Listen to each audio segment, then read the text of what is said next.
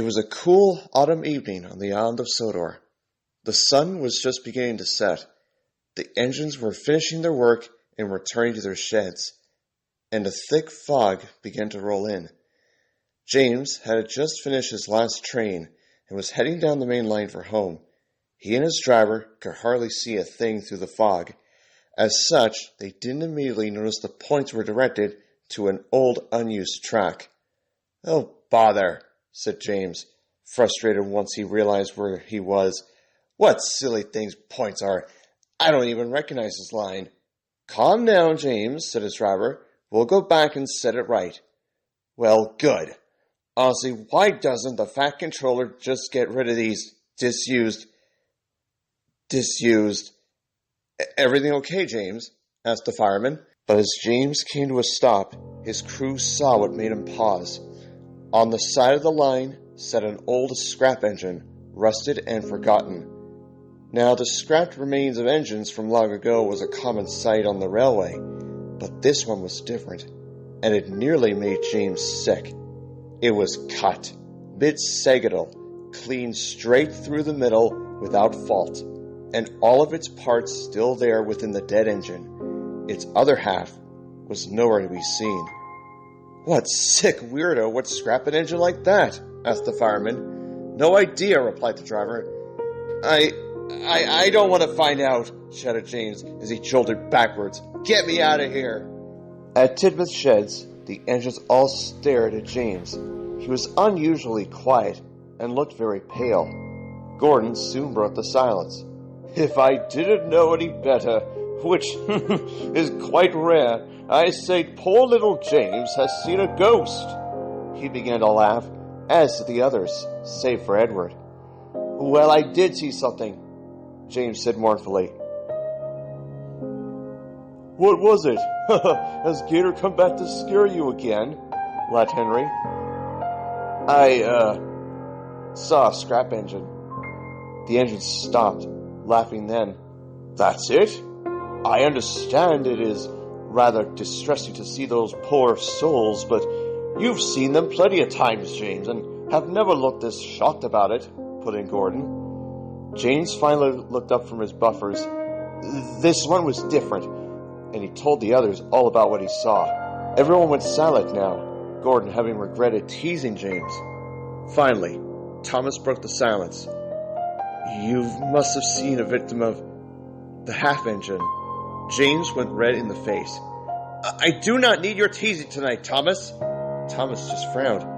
"I'm not teasing. I know why that engine is like that."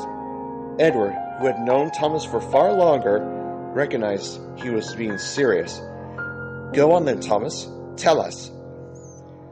A long time ago, before the Northwestern Railway was an established company, there was an engine who was brought in to help build the railway along with myself and others. This engine was different. Something very horrible went wrong with her construction. She had only half of a face, and the other half being her smokebox door. We could barely understand what she was trying to say.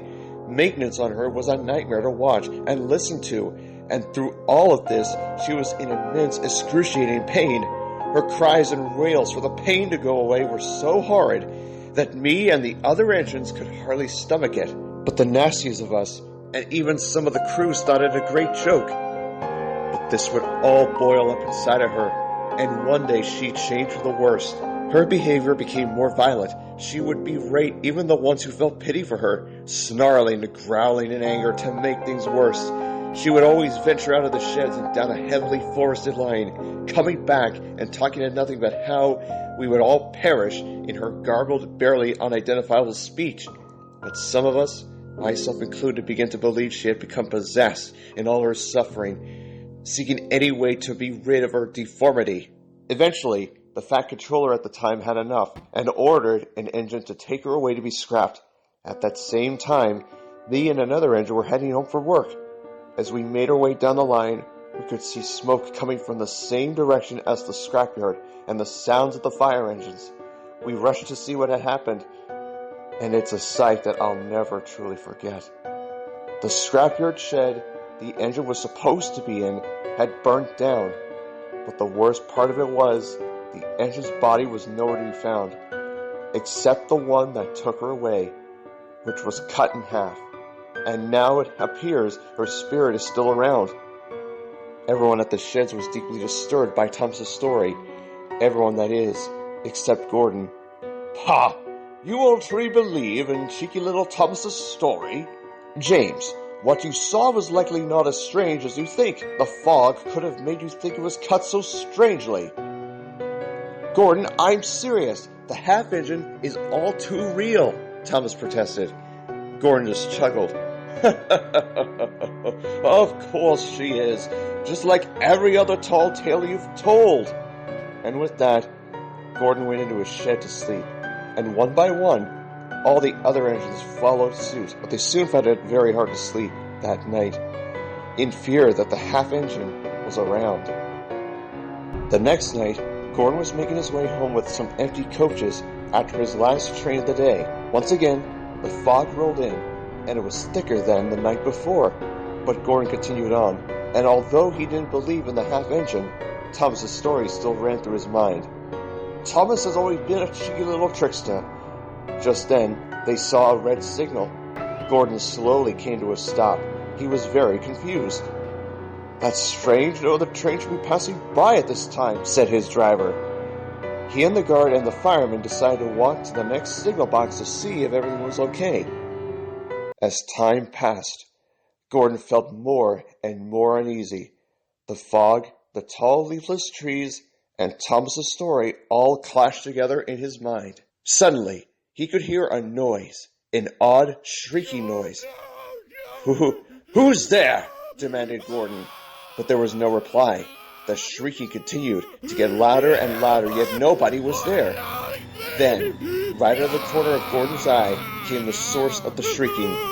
It was a deranged tank engine that thundered around the bend and straight towards Gordon, wailing and screaming as if she had experienced the most awful pain imaginable. And then, as the engine pierced through the fog, Gordon could see that engine's face only covered half of her smoke box. "Ah!" Gordon cried. But his wails of fear were drowned by the screeching engine as she flew towards Gordon with a maddeningly angry look. And just as quick as she arrived, she disappeared right before touching Gordon's buffers. His driver, fireman, and the guard raced back to him upon hearing his cries. "Gordon, are you okay? What happened?" asked his driver. "Half-engine. Thomas was right," he stammered as he shivered in fear, his eyes closed shut and refusing to move. The guard went to inspect the rest of the train and nearly dropped his lantern in a fright. The front express coach was torn in half, cut clean through without a fault. One half remained on the bogies, while the other half laid on the other track. Gordon finally opened his eyes, and when he looked back, he was beyond surprised. "No, how did this happen?" questioned the fireman. The driver and the guard were both confused as well. "Gordon, can you tell us what's that about a half-engine?" Nothing," Gordon replied softly. His crew respectfully leaving it at that. All of the crew simply put it off as faulty construction. But Gordon knew exactly what happened. He remained silent as he was uncoupled from the coaches and brought home, unsure to tell anyone what he had witnessed. He felt sorry for teasing James. He felt sorry for not believing Thomas. And more importantly, he felt sorry for ever denying the existence of the half-engine.